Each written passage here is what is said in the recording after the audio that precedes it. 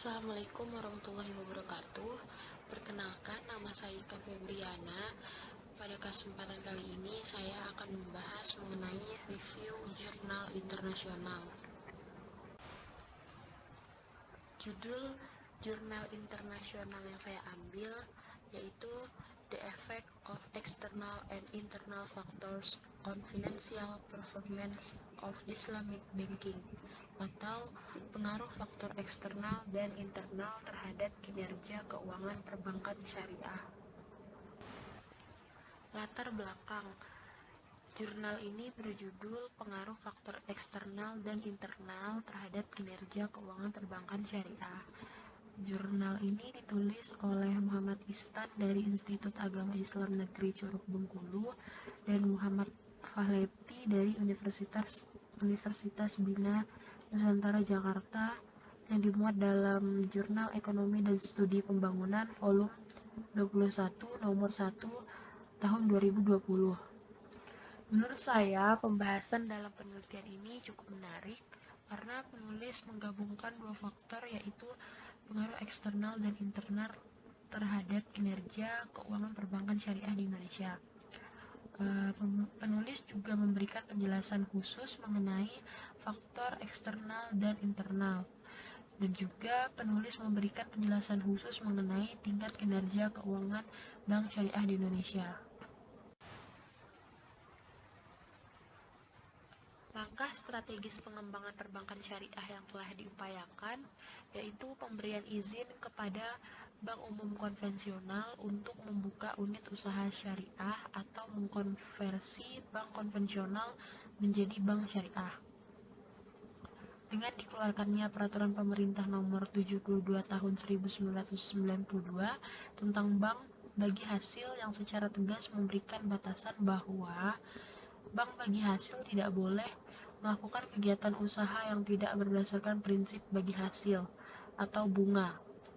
Sebaliknya, bank yang kegiatan usahanya tidak berdasarkan prinsip bagi hasil dilarang melakukan kegiatan usaha berdasarkan bagi hasil. Pasal 6 Tata cara operasional perbankan syariah lebih luas. Oleh karena itu, penelitian ini memiliki kontribusi penting bagi bank syariah di Indonesia, yaitu untuk mengetahui dampak perubahan makroekonomi sebagai faktor eksternal dan dampak faktor internal, khususnya pengaruh operasional dan FDR atau Financing to Deposit Ratio atau dana pihak ketiga terhadap kinerja keuangan bank syariah di Indonesia, di mana hasil penelitian ini dapat digunakan oleh manajemen untuk menyusun strategi sebagai langkah mitigasi untuk mengurangi resiko yang disebabkan oleh pengaruh faktor eksternal dan internal pada bank syariah di Indonesia. Selanjutnya ada teori ditemukan dalam studi kuantitatif yang dilakukan oleh Kurniawan 2010 menunjukkan bahwa rasio tingkat kinerja keuangan perbankan syariah semakin membaik dengan adanya fatwa MUI tahun 2004 tentang Undang-Undang Larangan Bunga Bank. Hasil penelitian ini juga menunjukkan adanya perbedaan kinerja keuangan perbankan syariah sebelum dan sesudah fatwa MUI tentang bunga bank. Namun menurut Abduh dan Omar 2010, dampaknya tidak begitu signifikan terhadap penambahan konsumen, yaitu mereka yang memindahkan uangnya ke bank syariah, jumlahnya itu tidak sebanding dengan mereka yang tidak memindahkan uangnya. Lebih lanjut, Wahyuni tahun 2009 menyatakan bahwa fatwa MUI hanya mampu meningkatkan dana pihak ketiga sebesar 25% dari sebelumnya dan tidak berimplikasi signifikan terhadap total aset perbankan syariah. OER merupakan rasio yang menunjukkan kemampuan bank dalam menjalankan operasionalnya secara efisien. Teori tersebut menjelaskan bahwa hubungan antara OER dan ROA berbanding terbalik. Angka standar rasio OER di bawah 90%. Jika rasio OER lebih dari satu bank menghasilkan 90%, maka dapat disimpulkan bank tersebut tidak efisien dalam mengoperasikannya. Jika rasio OER dalam kondisi efisiensi, keuntungan yang diperoleh semakin besar karena biaya operasional tanggung bank itu semakin kecil. Dengan profit yang meningkat, maka dapat dipastikan ROA dapat meningkat. Penelitian Mawardi 2005 menyimpulkan bahwa OER berpengaruh negatif terhadap kinerja bank yang diproyeksikan dengan ROA. Jika dilihat dari pangsa pasar secara keseluruhan, perbankan syariah secara keseluruhan masih terlalu kecil dibandingkan dengan perbankan konvensional. Setelah dua dekade perbankan syariah beroperasi di Indonesia, pangsa pasarnya itu hanya 3,2% dari total pangsa pasar industri perbankan nasional. Pernyataan seperti di atas diistilahkan oleh Adnan 2010 bahwa pengendalian dana masyarakat oleh perbankan syariah masih rendah. Situasi ini juga berarti bahwa ekonomi syariah masih dalam tahap opini, di mana buktinya hanya sekitar 3% perbankan syariah mengambil peran ekonomi di Indonesia. Jumlah ini sangat kecil dan tidak sesuai dengan Indonesia yang mayoritas penduduknya itu beragama Islam. Amin 2010. Keadaan ini tentu agak mengecewakan sebagaimana dikatakan Rais 2008 bahwa kecilnya pangsa pasar disebabkan oleh keterbatasan dana baik dari segi permodalan maupun jumlah dana masyarakat yang terkumpul. Kecilnya dana masyarakat di perbankan syariah berimplikasi pada kecilnya pangsa pasar perbankan syariah. Lanjut, di sini ada metodologi penelitian yang dilakukan oleh penulis. Metodologi yang digunakan dalam penelitian ini adalah penelitian deskriptif kuantitatif. Muara dari penelitian ini adalah penelitian kepustakaan. Objek penelitian ini yaitu tingkat kinerja keuangan bank syariah yang dipengaruhi oleh faktor makroekonomi dan faktor internal.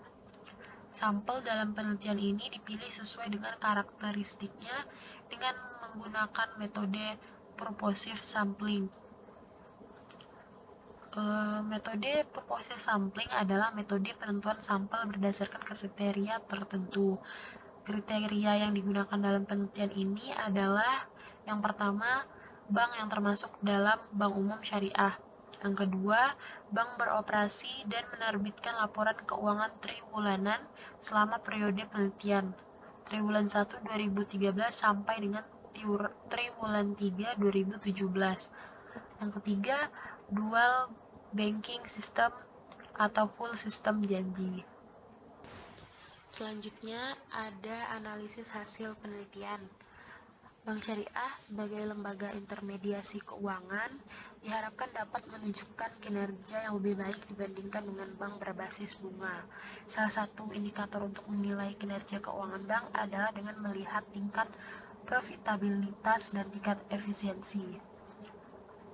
Ukuran profitabilitas yang digunakan yaitu return on asset atau ROA. ROA memfokuskan kemampuan perusahaan untuk memperoleh laba dalam operasi perusahaan.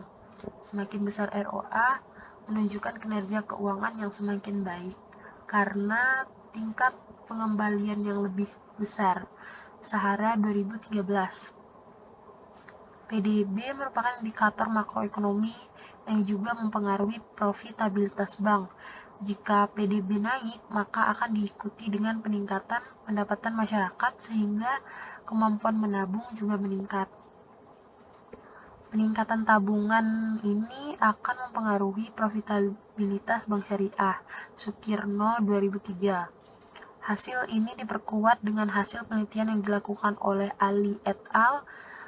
2011 dilakukan pada bank umum dan bank syariah di Pakistan, di mana hasil penelitiannya menyimpulkan bahwa produk domestik bruto atau PDB memiliki hubungan positif yang signifikan dengan jumlah tabungan yang dikumpulkan oleh bank-bank di Pakistan.